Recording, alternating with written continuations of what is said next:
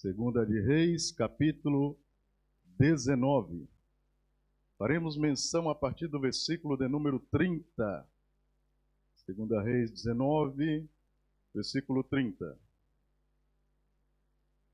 Só o Senhor é Deus. Amém?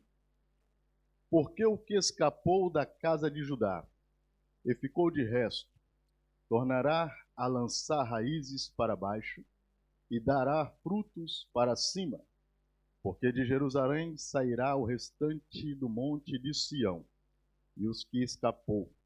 O zelo do Senhor fará isso. Portanto, assim diz o Senhor acerca do rei da Síria: não entrará nesta cidade, nem lançará nela flecha alguma, nem tampouco virá perante ela com escudo, nem levantará contra ela tranqueira alguma. Pelo caminho por onde vier, por ele voltará.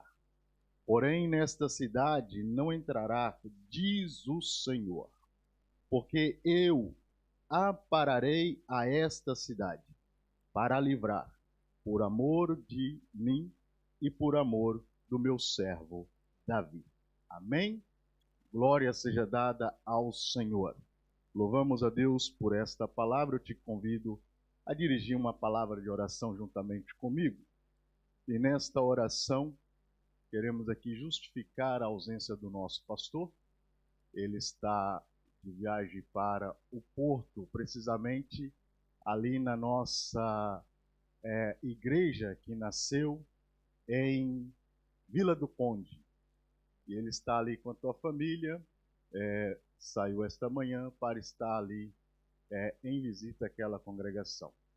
Então, nesta oração também incluiremos ao nosso pastor e toda a tua família. Querido Deus e eterno, a tua presença, Senhor, ela já é notória aqui neste lugar. Nós já podemos sentir, Senhor Deus, desde o momento quando adentramos por estas portas, nós já sabemos que o Senhor se faz presente aqui em nosso meio. E o Senhor, meu Deus, não reúne o teu povo em vão. Quando o Senhor nos chama, nos convida, porque o Senhor tem alimento para as nossas almas. E nesta manhã, Senhor Deus, como instrumento, eu me coloco nas tuas mãos. Usa-me, Senhor, conforme o Senhor tem usado. Senhor Deus, que toda a honra, que toda a glória seja para o Senhor. Que o Senhor cresça e que eu diminua. Em nome de Jesus. Neste momento também de oração, nós oramos pelo nosso pastor que está de viagem. Guarda ele juntamente com a tua família, leva eles na tua paz. Livra, meu Deus querido, e traga-os também em paz, em nome de Jesus. Amém. Podeis tomar os vossos assentos.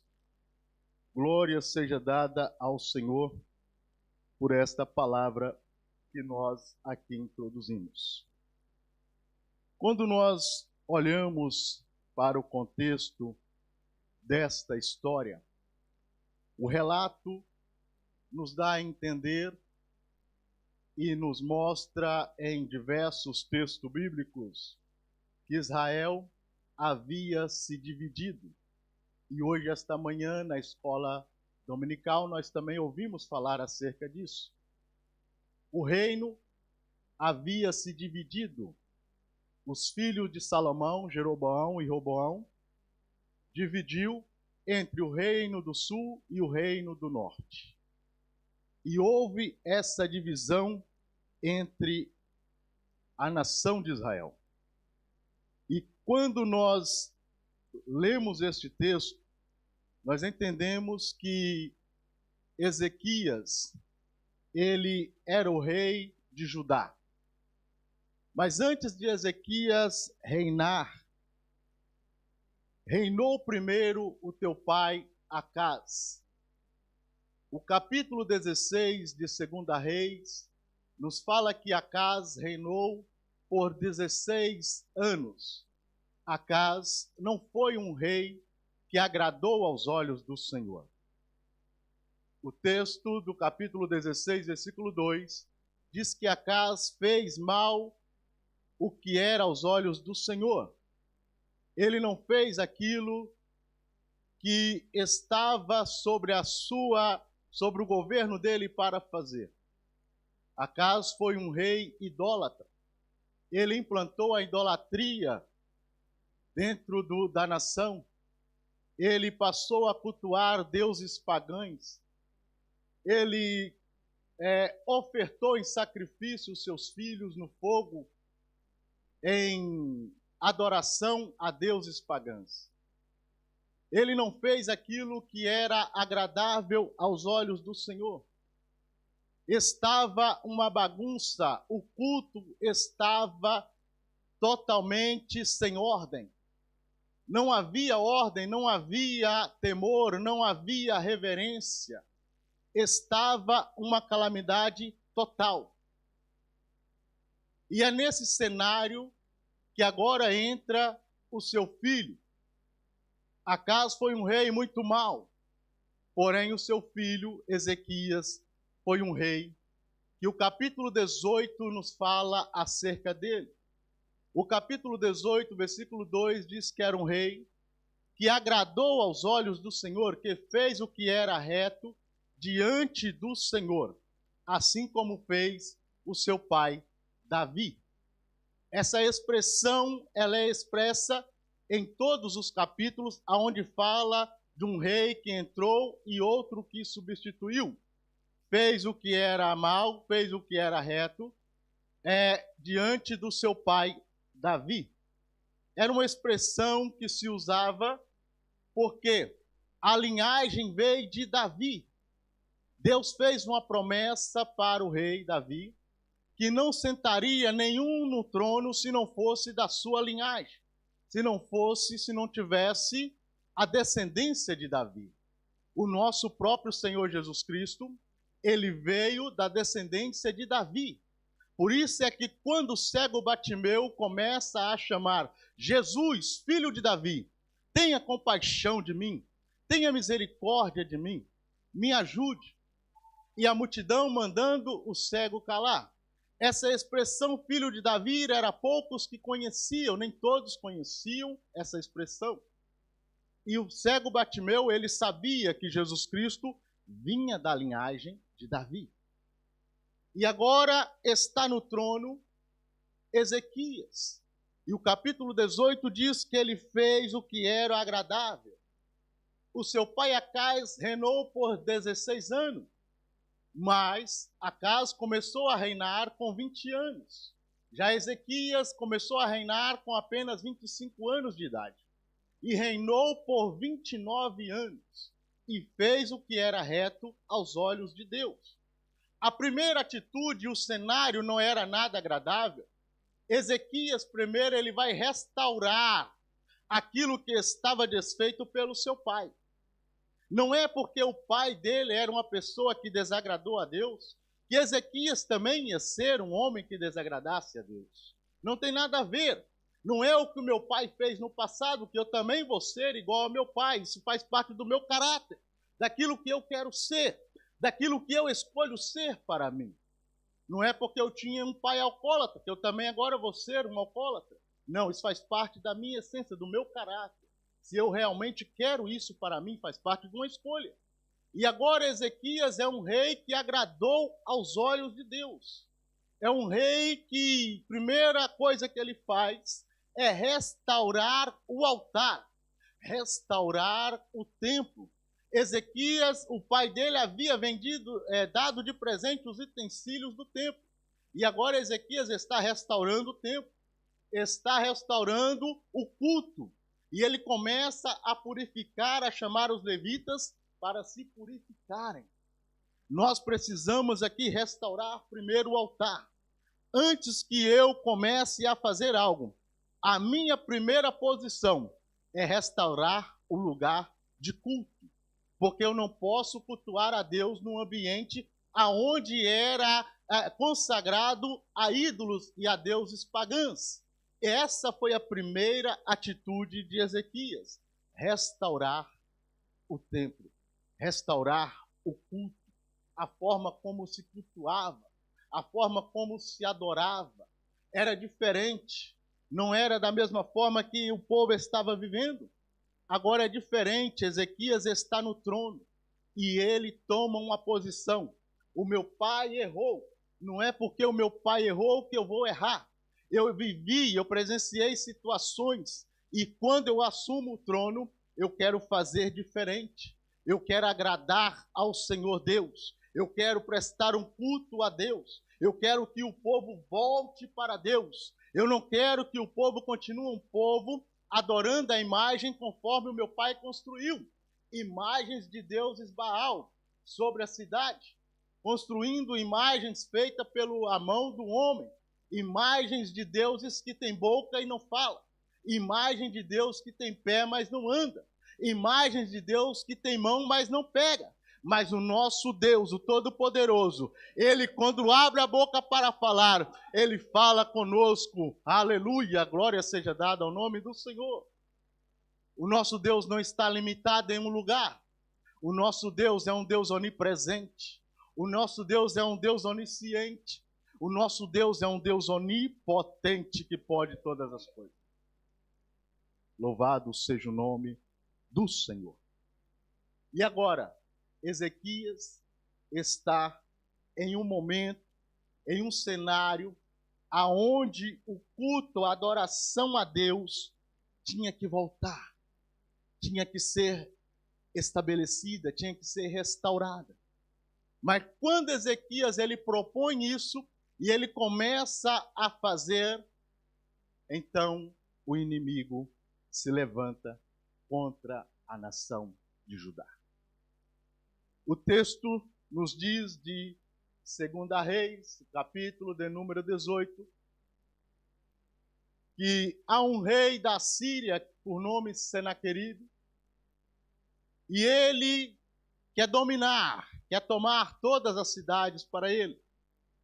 Ele envia o seu oficial, o comandante, diante de Ezequias e traz uma mensagem a Ezequias, dizendo a Ezequias que ele iria tomar posse, porque ele já vinha conquistado as cidades vizinhas, mas agora ele quer entrar em Judá, ele quer tomar aquela cidade para ele, e ele manda lá o general dele com umas mensagens para o rei Ezequias. E quando esse mensageiro chega no capítulo 19, nós vamos entender que ele começa a dizer, no capítulo 18, versículo de número 28, ele diz, olha, o grande rei da Síria, ouve as palavras que o grande rei da Síria está dizendo, e ele começa a falar na língua do povo, a dizer que eles iriam conquistar, que não era para o povo dar ouvido ao que Ezequias estava falando. Que Ezequias iria cair, que o trono iria cair, que Ezequias estava muito confiante em um Deus. E os que estavam em cima do muro começaram a ouvir.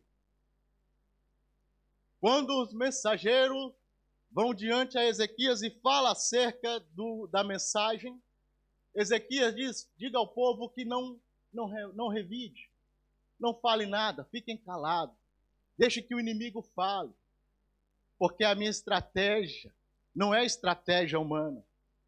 O exército viria contra eles com escudo, o exército viria contra eles com flecha, com lança, mas a armadura que Deus havia dado para Ezequias é poderosa para a destruição de fortaleza, como diz o apóstolo Paulo. E agora a mensagem diz aqui, olha, não diga nada para o povo, deixa eles falarem. E quando Ezequias, no capítulo de número 19, o versículo de número 12 em diante, ele ouve as ameaças deles falando que haviam conquistado nações e deuses, nenhum Deus foi capaz de detê-los.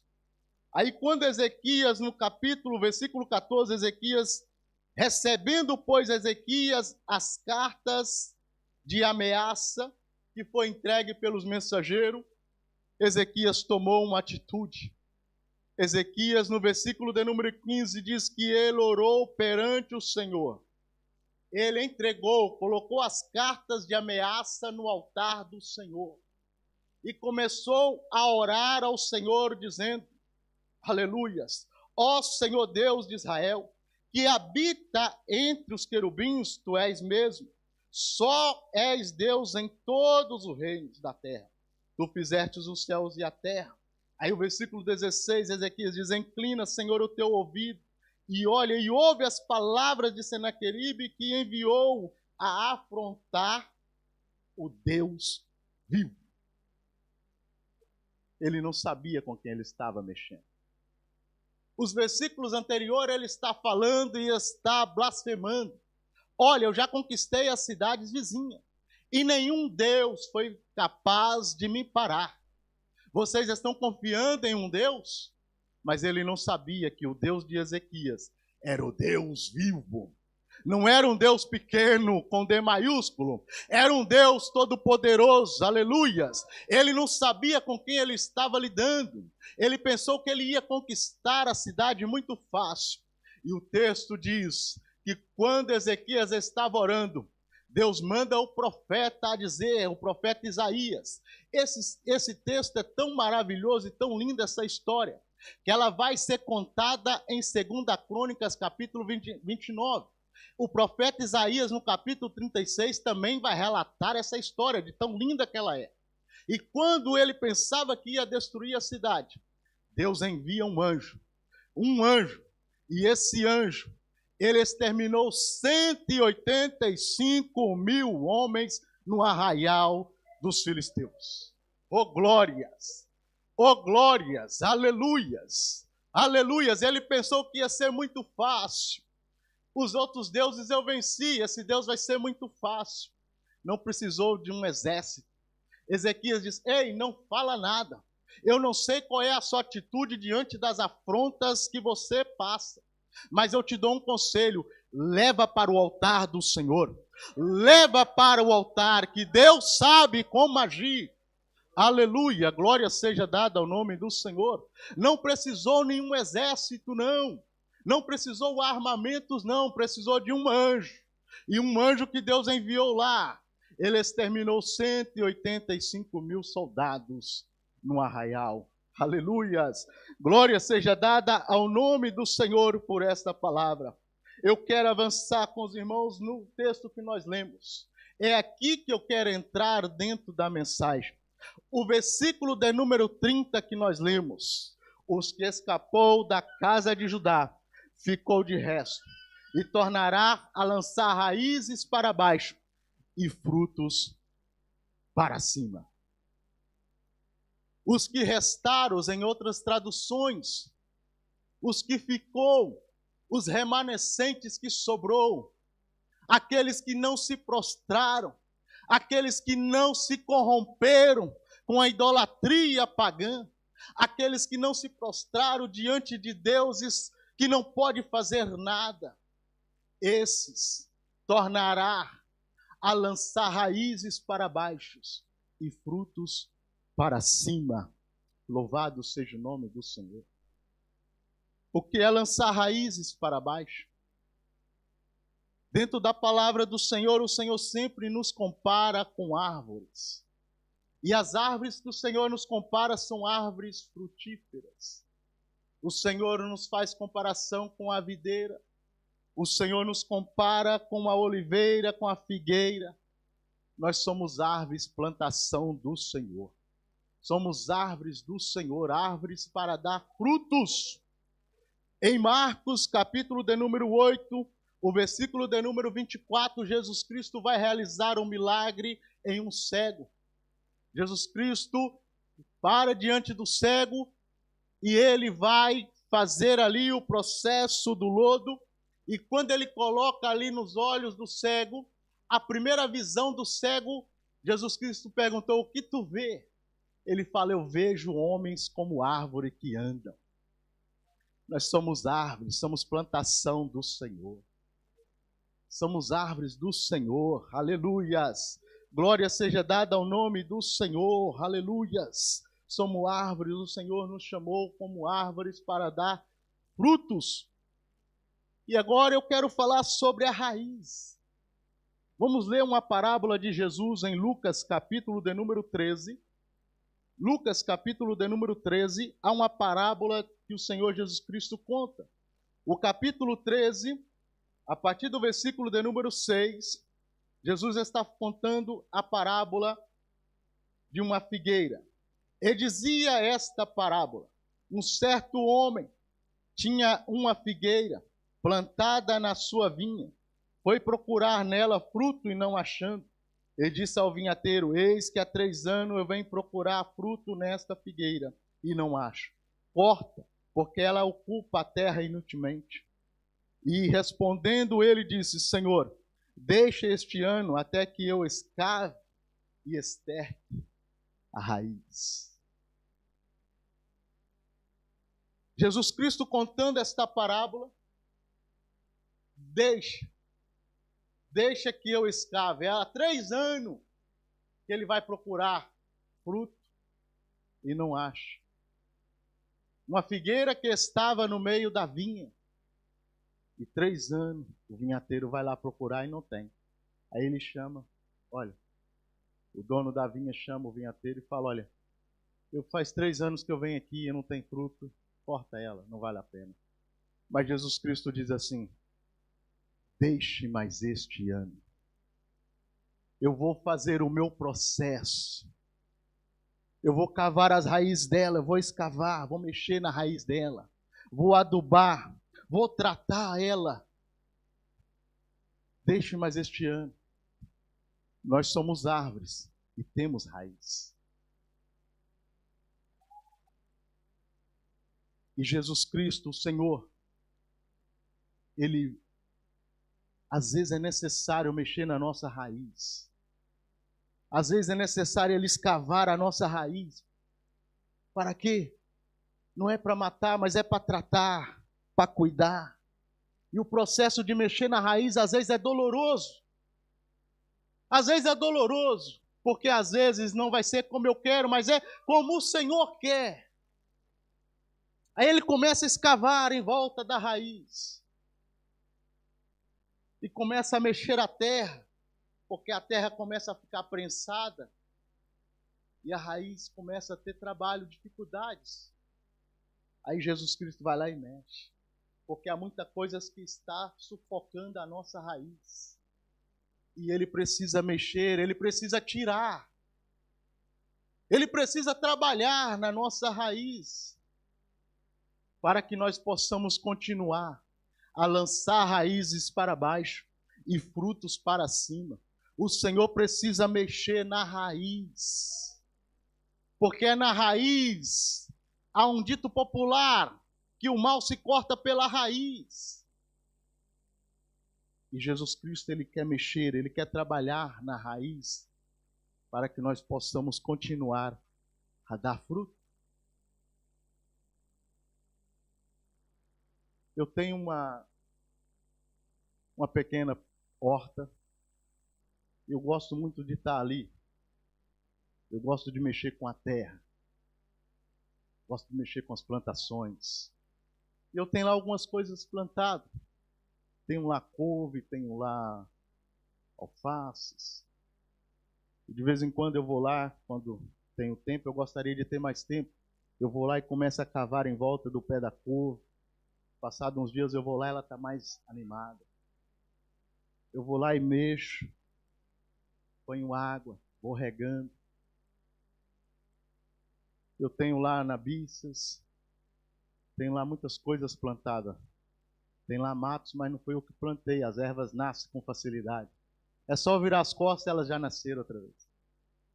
E eu plantei, irmãos, lá nabo e as beterrabas.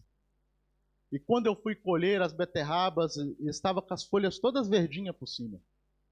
Mas quando eu puxei a beterraba, tinha buracos por baixo.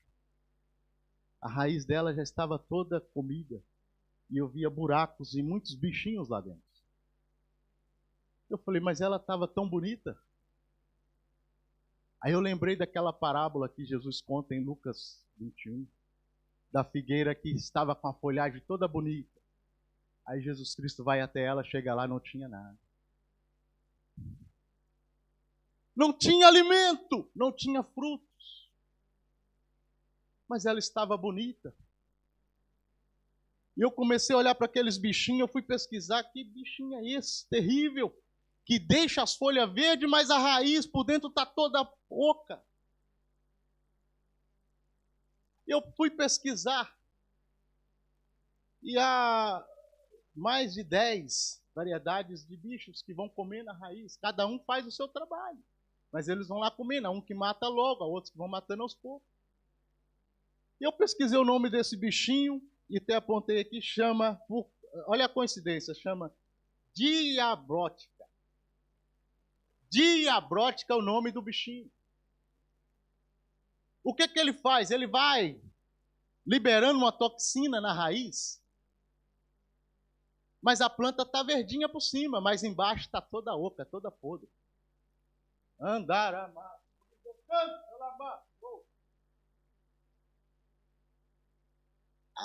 As folhas estão verdes, mas a raiz precisa ser tratada, e Deus quer tratar hoje na nossa raiz. Deus te trouxe aqui para tratar da tua raiz. Aleluias.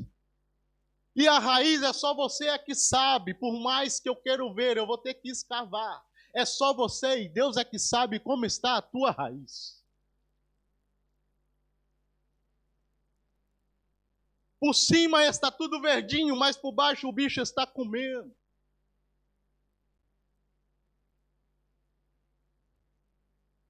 Mas Deus nos chamou para lançar a raiz para baixo e frutos para cima. Frutos para cima. Deixa eu correr com o tempo. Quando nós vamos ver as passagens bíblicas, nós vemos que toda árvore, e o próprio Jesus nos diz isso, e eu quero ler um texto com os irmãos.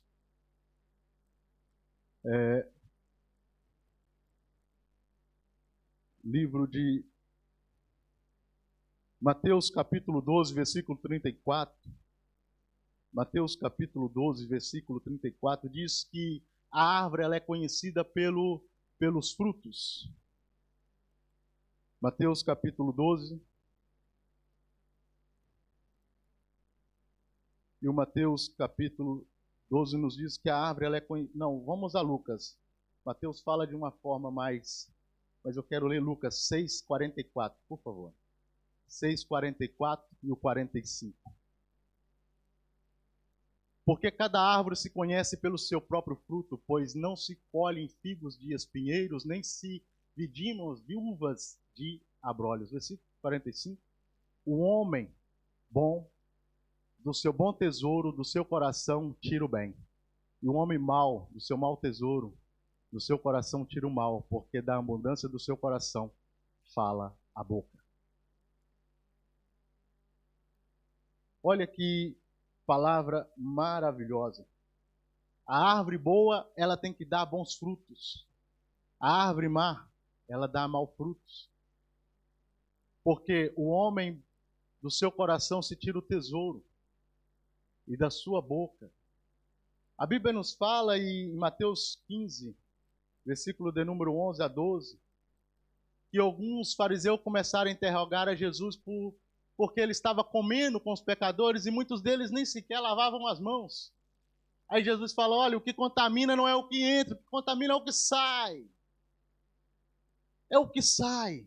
É qual o fruto que eu estou colocando para fora, qual o fruto que está saindo da minha vida. Se eu sou um fruto bom, eu não posso dar maus frutos. Qual é o fruto que estamos produzindo? Há pessoas que você depara com ele e ele não tem fruto. Passa a vida inteira reclamando, falando de A, B ou C. Quando não tem mais ninguém para falar, ele fala de si próprio. Mas ele passa a vida a falar mal. Como é que nós podemos colher bons frutos de uma árvore dessa? Porque do seu coração é que vai sair. As pessoas vão vir colher frutos, vão vir colher coisas boas. Vão vir colher bons frutos. E Tiago, ele vai falar isso também no capítulo 3, versículo 11 e o 12. Olha o que é que Tiago também vai falar lá.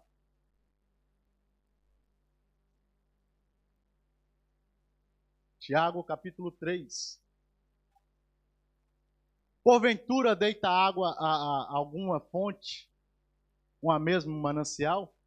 Ou há de deitar água doce, ou há de deitar água amarga? O 12. Meus irmãos, pode também uma figueira produzir azeitona, ou a videira figos? Assim tampouco pode uma fonte dar água salgada e água doce? Não dá para entender. Ou ele está produzindo bons frutos, ou ele está produzindo maus frutos. Da mesma fonte não pode jorrar duas águas. Ou ela jorra água amarga, ou ela joga água doce. Não pode. É frutos. Falta o quê? Falta o fruto do Espírito, que Jesus fala, Paulo fala em Gálatas capítulo 5, o fruto do Espírito está faltando para darmos bons frutos, para produzirmos frutos. Louvado seja o nome do Senhor Jesus Cristo. Vamos a Jeremias 17. Jeremias capítulo 17, versículo de número 7. E o versículo 8. Bendito o varão que confia no Senhor, cuja esperança está no Senhor.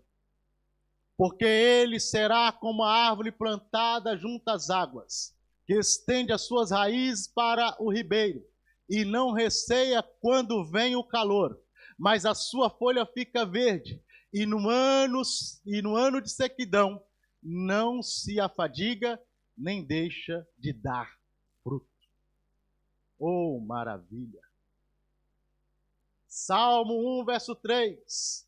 Pois será como uma árvore plantada junto a ribeiro de águas, que dá o seu fruto, oh glórias, cujas folhas não caem, porque está em ribeiros de água, no manancial de água viva, para dar frutos, aleluias. Glória seja dada ao Senhor. Primeiro Jesus trata da raiz. Quando ele trata da raiz, nós temos que dar frutos. João capítulo 15, Jesus Cristo diz: eu sou a videira verdadeira e meu pai o lavrador. Toda árvore que em mim não dá fruto, meu pai faz o quê? Ele corta, ele limpa. Para quê? Para dar mais fruto. Ele não está limpando para morrer, mas ele está limpando para dar mais fruto. E o versículo seguinte diz: vós estáis limpo pela palavra que eu vos tenho falado.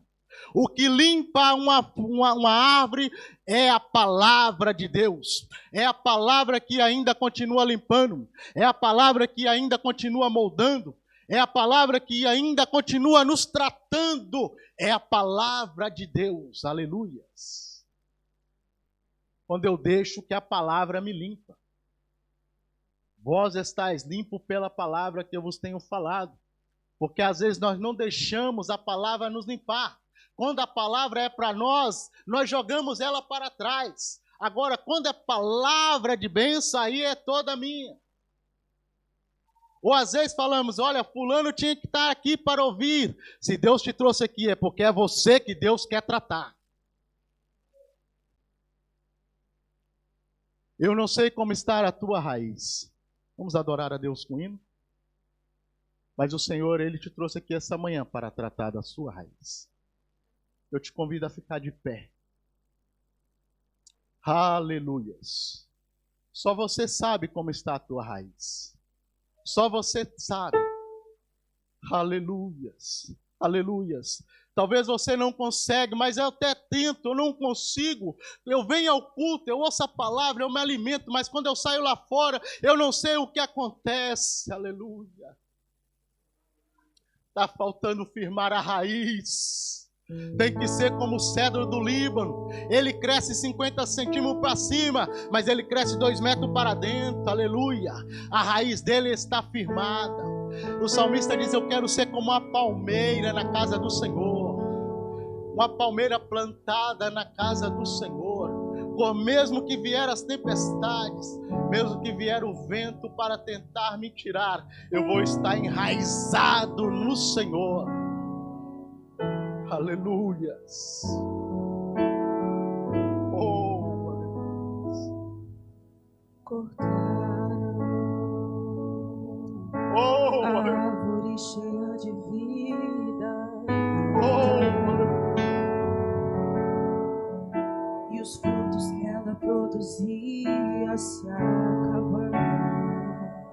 E chega alguém e diz: acabou a história.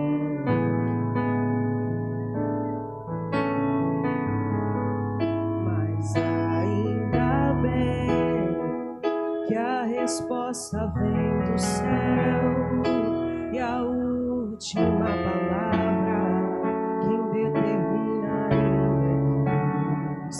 Alguém diz: só restou raiz, mas Deus diz: tem vida aí, e eu vou restituir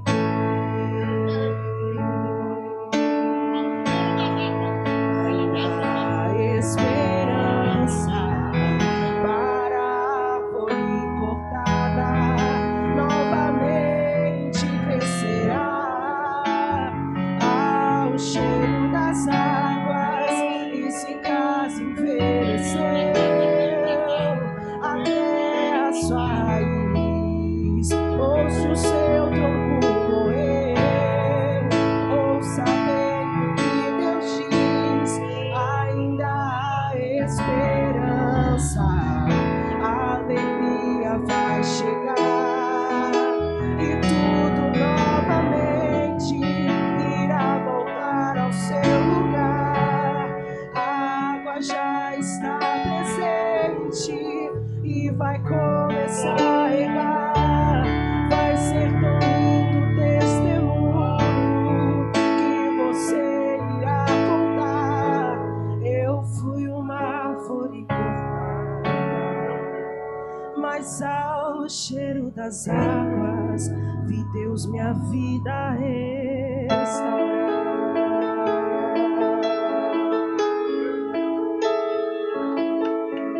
ah, Senhor. Deixa o manancial passar aí.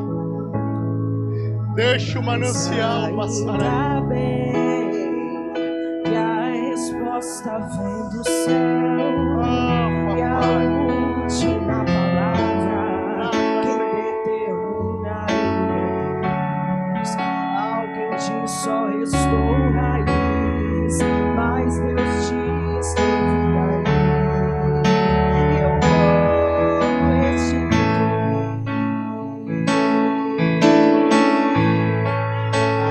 a esperança para a árvore cortada.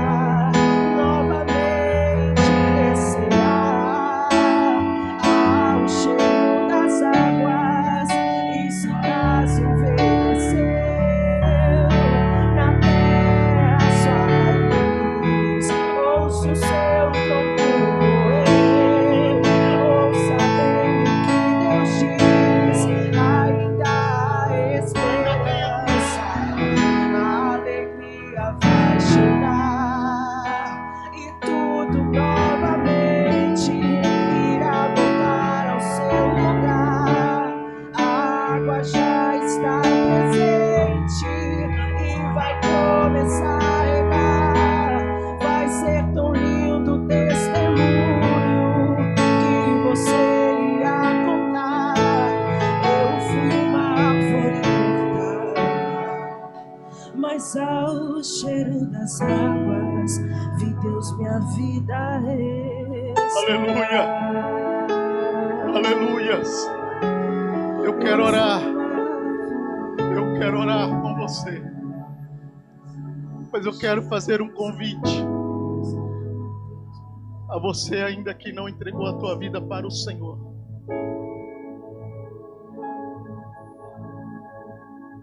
E você sentiu no teu coração que o dia é hoje.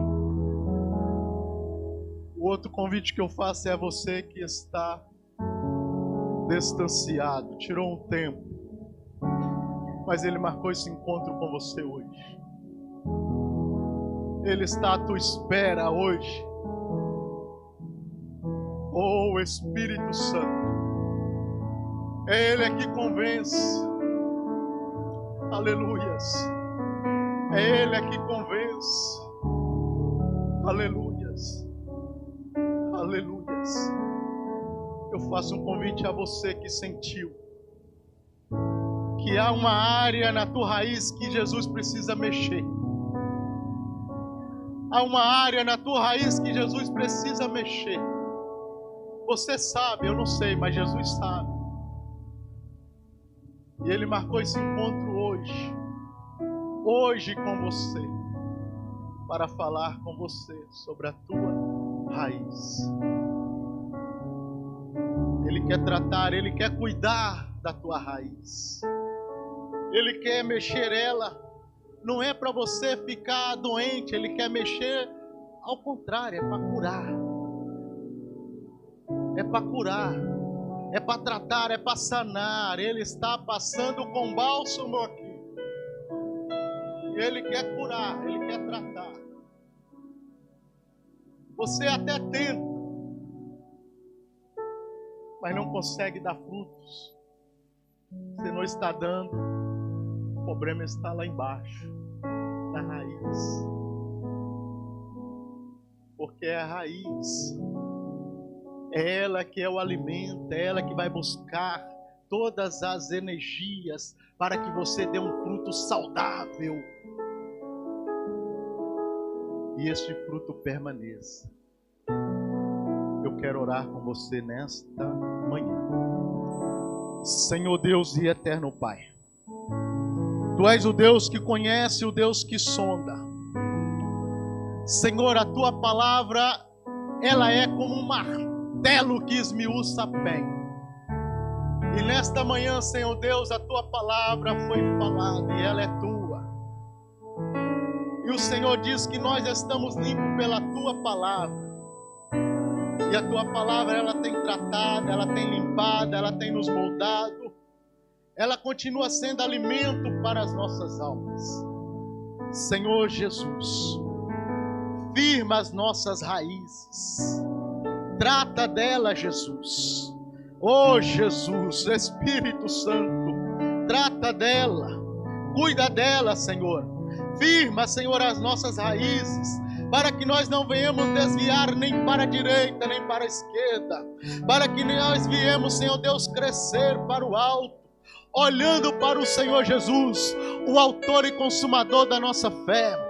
Firma nossas raízes, guarda nossas raízes, não deixe que ela fique exposta, Senhor, aos ataques, não deixe que as nossas raízes fiquem vulneráveis aos ataques do inimigo, Senhor. Oh Papai,